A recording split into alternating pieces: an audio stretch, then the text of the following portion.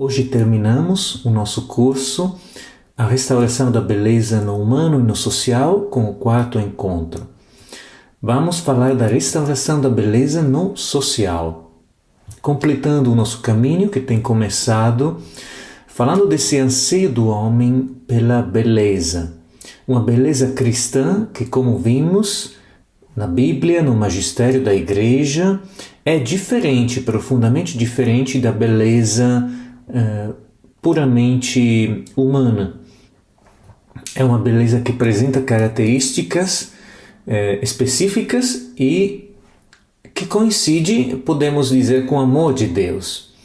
E o nosso caminho, que começou com a Bíblia, com o Antigo Testamento, continuou com análise de alguns textos do magistério da Igreja, dos papas, vai se completando com a encíclica Deus Caritas Est, que já temos abordado no encontro da vez passada, a primeira encíclica de Bento XVI, que fala exatamente do amor. Deus Caritas Est, Deus é amor.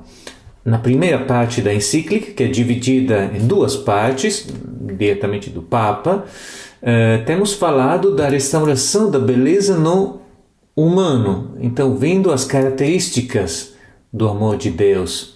Na segunda parte, hoje, vamos ver como essa beleza, esse amor tem efeitos específicos no social também, na realidade social do homem.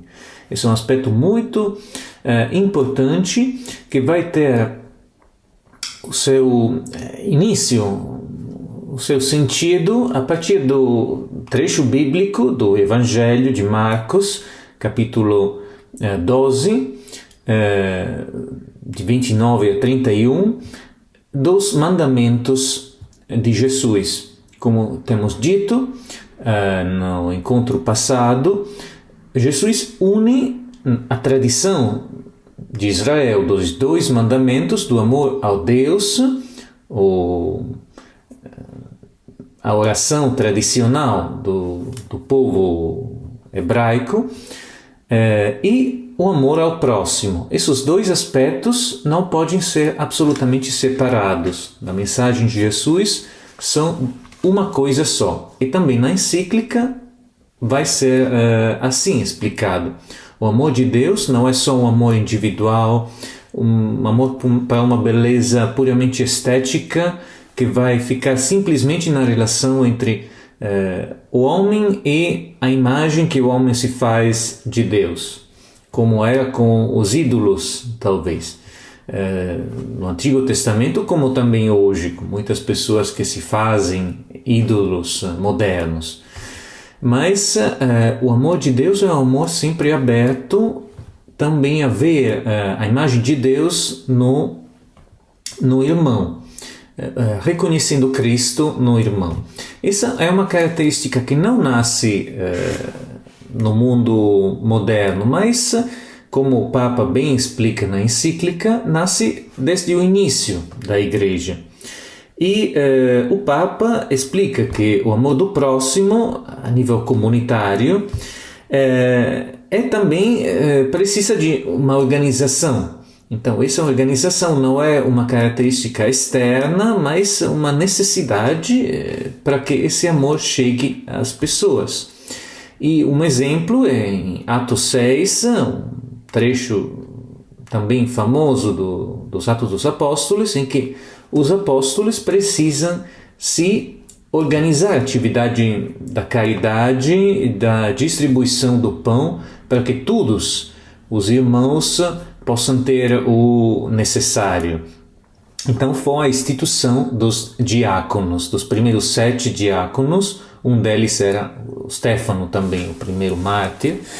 Então, momento importante desde o início, realmente os primeiros tempos da Igreja, essa necessidade de pensar também a dimensão da caridade a nível comunitário. Não é só uma invenção moderna, mas é uma característica enraizada na tradição cristã. os aspectos fundamentais da base da igreja dos primeiros apóstolos, considerava algumas palavras que já ressoam também na nossa linguagem de hoje, como palavras gregas, como koinonia, que é exatamente a comunhão de bens a favor dos mais pobres, esse pôr em comum as coisas, como diz exatamente o texto dos Atos dos Apóstolos. E a outra palavra importante, diaconia, o serviço, a organização, o lugar próprio e as pessoas, os diáconos, que se ocupavam e se ocupam do serviço aos pobres, aos necessitados. Isso desde o início, diz o Papa Bento XVI, essa diaconia era uma parte integrante da missão da igreja, junto com a liturgia, então a celebração dos sacramentos, e a martiria, o testemunho, o querigma, o anúncio da palavra. Não era um aspecto secundário, mas um aspecto fundamental, porque é expressão de amor. E tem muitos testemunhos nos primeiros séculos do cristianismo, quando o cristianismo ainda não era uma religião reconhecida, onde os cristãos se tornaram famosos exatamente para essa capacidade de mostrar o amor através de uma solidariedade comunitária. Isso chamava muito a atenção dos pagãos e atraía também, porque não era explicável desde um ponto de vista puramente racional. Era o que mais facilmente era evidente para quem não era cristão e observava o comportamento dos cristãos. Era um diácono, por exemplo, e falaram também desse tema, o Justino, o Tertuliano, escritores, até padre da igreja Justino, nos primeiros séculos, falamos do segundo e terceiro século, desde a vinda de Cristo, e também Lourenço, no início do quarto século, o diácono Lorenzo, que também foi martirizado e é entre os santos mais populares. Ele também era exatamente um diácono. E também as primeiras experiências monásticas dos monges, a partir do quarto século já, em particular no Ocidente, e depois com o desenvolvimento da cultura dos monges beneditinos, a partir do século VI, mostravam sempre, junto ao aspecto de oração, o direito do mundo, também esse aspecto muito importante de solidariedade, de hospitalidade. O mosteiro é sempre um lugar aberto pela hospedagem dos pobres e para a organização de atividade a favor dos pobres que viviam na região ao redor do mosteiro. Isso era uma característica que, mesmo na regra de São Bento, era considerado. Não é um aspecto secundário, acessório, mas é um aspecto realmente fundamental, enraizado. Tem um exemplo interessante também que faz o Papa Bento XVI na encíclica, onde fala de um imperador, o Juliano, o apóstata. O apóstata quer dizer o que renunciou à fé, dizemos, porque era realmente um inimigo dos cristãos. Porque ele recebeu um testemunho negativo quando era uma criança. Pessoas que ele acreditavam ser cristãs, que se mostravam cristãs, no pensamento dele foram responsáveis do homicídio da sua família, de várias pessoas da sua família, o seu pai e o seu irmão. Então ele se tornou inimigo dos cristãos, querendo voltar num tempo em que já tinha chegado o imperador Constantino. Falamos já do quarto século depois de Cristo, já o cristianismo começou a ser aceitado e Juliano teve a vontade de voltar ao paganismo. Mas, ao mesmo tempo, nos escritos que nós temos dele, desse imperador violento em contra dos cristãos, ele reconhecia uma característica fundamental dos cristãos, que era essa capacidade de grande solidariedade entre eles, essa capacidade de mostrar a caridade a nível social.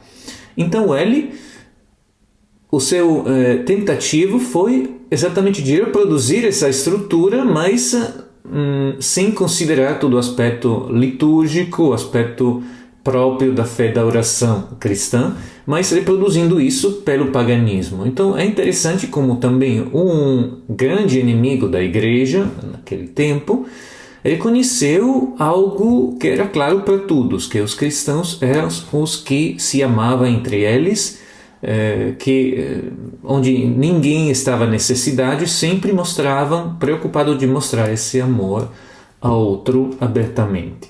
Isso, ao longo da história, foi sempre presente isso. E também nos séculos seguintes, a igreja se caracterizou também para essa obra de grande solidariedade nos momentos difíceis também, de caristias, epidemias, foram muitas ao longo da história. Um desafio a essa caridade cristã, desde um ponto de vista teórico, chegou no século XIX pela doutrina marxista. O que era o pensamento marxista e por que em conflito com a mentalidade cristã? A crítica do marxismo era exatamente a essa caridade que não estava organizada em um plano, muitas vezes, mas simplesmente era uma relação com as pessoas, dizemos, ajudando os mais pobres. O objetivo dos marxistas era a criação de uma sociedade, de uma ordem justa na sociedade. Então, a caridade, na visão deles, era simplesmente uma forma de retardar a construção de uma ordem justa, não se ocupando da justiça, mas simplesmente ajudando e mantendo as pessoas em estado de necessidade, sem emancipar as pessoas. E a igreja respondeu a esses desafios grandes dos mudamentos enormes na sociedade do século XIX, quando a sociedade se voltou de uma estrutura puramente do campo a uma estrutura industrial. Então, se nasceram as grandes cidades, antes as cidades eram muito mais pequenas em comparação com agora, e a grande maioria da população vivia no campo, simplesmente sem uma instrução, muitas vezes. Então, esse mudamento enorme na sociedade, que coincidiu também com a afirmação da doutrina marxista, chamou a igreja a uma atenção particular para esses aspectos sociais, e nasceu uma doutrina social da igreja, se desenvolveu uma própria doutrina, mas isso não quer dizer que a igreja, como temos dito antes, não já tinha antes uma grande tradição de organização a nível social, de ajuda. Talvez era a única organização estruturada capaz de ajudar os mais pobres por muitos séculos. Mas agora, no século XIX, vai se estruturar também um pensamento onde se vai refletir a igreja sobre a forma de lidar com esse amor, a expressão do amor na sociedade. Isso é a doutrina social da igreja, a primeira encíclica famosa de Papa Leão XIII, Rerum Novarum, no 1891, e depois toda uma série de encíclicas até o Papa Francisco, que vão falar dos problemas da sociedade, como expressar esse amor na sociedade. E nascem também, no final do século XIX, também muitas congregações religiosas, institutos religiosos que se ocupam, masculinos e femininos, da ajuda em setores como a educação, como atenção às pessoas doentes e várias outras também aos idosos, que no carisma tem essa dimensão social particularmente importante e marcada. Podemos pensar os salesianos, por exemplo, com a educação dos jovens, mas são muitas outras que se ocuparam desses temas. O Papa Bento XVI faz duas observações fundamentais frente às críticas do marxismo, à doutrina social da Igreja. A primeira é que a ordem justa é um dever da política, não é um dever da religião. O que pode fazer a Igreja é purificar a razão, essas são as palavras que usa o Papa. Então, o que pode ser pouco claro, talvez esclarecer através de indicações, mas não é a instituição própria de uma ordem justa o dever da religião. É preciso ver também as tarefas dos leigos ativos em política e das instituições da Igreja. E um segundo aspecto importante é que o amor, a caridade, será sempre necessário. Então, a instituição de uma ordem justa, que é o objetivo da política, não pode se substituir ao aspecto da caridade, porque uma ajuda aos pobres simplesmente dado desde uma instituição, sem a relação pessoal com as pessoas, a relação pessoal com os pobres é algo que empobrece realmente o desenvolvimento da sociedade. Então, essa caridade, como diz Jesus no Evangelho, os pobres serão sempre convosco. Isso quer dizer que é preciso sempre, de um lado, reconhecer que sempre há uma pessoa que pode necessitar, não é só uma tarefa do Estado, da política de ajudar, mas esse amor tem que ser mostrado também de forma pessoal e vai além da pura ajuda material. É um cuidado também da alma. O homem não pode se reduzir só, como é o pensamento marxista, só às suas necessidades materiais. Tem também algo além, uma alma que vai ser alcançada também para essa ajuda. Mas o Papa, além de ver também esses cuidados, essas definições, vai também reconhecer na encíclica algumas vantagens muito importantes do mundo moderno, que é preciso aproveitar também nessa dimensão de possibilidade de alcançar os pobres. Vou dizer três em particular. Primeiro, a comunicação, que é muito melhorada em comparação com o passado. Isso não é preciso perder muito tempo para falar disso. Sabemos como, em comparação com a geração de antes, 20 anos atrás, mas podemos imaginar 100 anos atrás, como é mais fácil chegar às pessoas. Então, essa unidade, essa sensibilização à caridade com o irmão, pode realmente chegar a qualquer lado do mundo. Tem um crescente sentido de solidariedade entre os povos também. Antes, cada pessoa conseguia ouvir só o que era a própria realidade específica. E o segundo aspecto, também os instrumentos técnicos, a melhor capacidade de ajuda hoje em comparação com o passado também.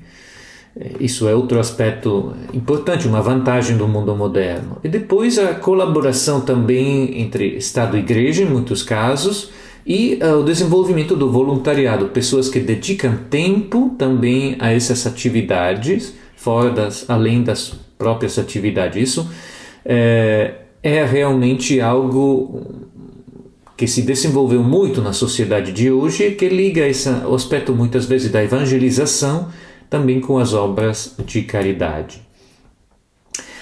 No nosso curso temos falado de muitos aspectos, talvez de forma muito rápida, mas esse curso quer ser um pouco uma invitação a mergulhar mais nessas palavras, os textos que temos visto, a Bíblia, o magistério da Igreja, a encíclica Deus Caritas Est em particular, porque são realmente textos muito ricos e não é possível em 20 minutos fazer uma análise completa, mas vamos dar alguns elementos para que vocês possam ler esses textos e aprofundar mais.